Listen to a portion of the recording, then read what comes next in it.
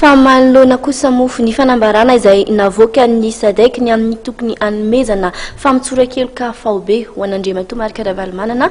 sy ny filohan'ny tetezamita andro nirina Rajoelina dia nitondra ny heviny Andriamatoa Reboza Julien izay ministry ny Rano ary mpikambana ihany koa ao anatin'ny UDRC araka ny Nambarany dia olona madio tsy nisy zavatra nanenjehana azy ara-pitsarana ny filohan'ny tetezamita ka tsy tokony milana izay amnistia izay raha fehezina raha tsika raha moa ny anjinjiny izay.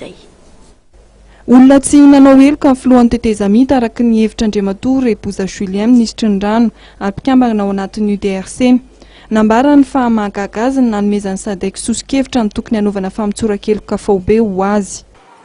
Momba ny déclaration SADC aloha dia tena mahavariana sy mahatalanjona tokoa satria amnistia inona moa tadiavinao romena ny andro Rajoelina izay olona madio tsisy zavatra nanenjehana azy ara-pitsarana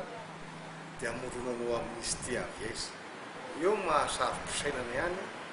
resaka SADC ity indraindray na tsy fantany zava-misy na hodiny tsy fantatra ka io mahatonga antsika indraindray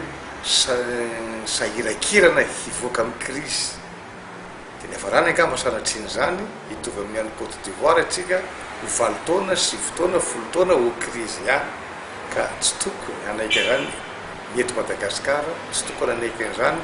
ny malagasy tsara sitrapo rehetra fa tokony araka idinika hijery zay marimaritra resana hivoahany ty firenena teny crise ka dia mampalahelo sady manafotoana azy indraindray na mieritreritra hoe ny président Andry Rajoelina koa dia mila amnistia na inona indray no forononao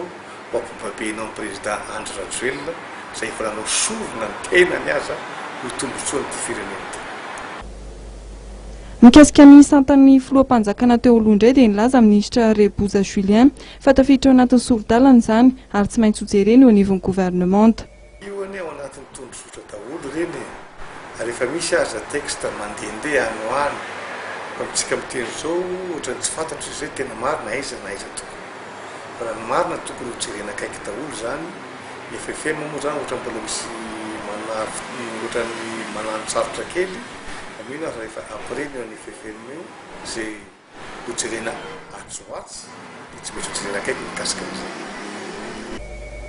Arak'izany atsoatsy dia anisan'ny volavolan-dalàna diniany eo anivon'ny gouvernemanta ny momba ny santan'ny filoham-panjakana teo aloha.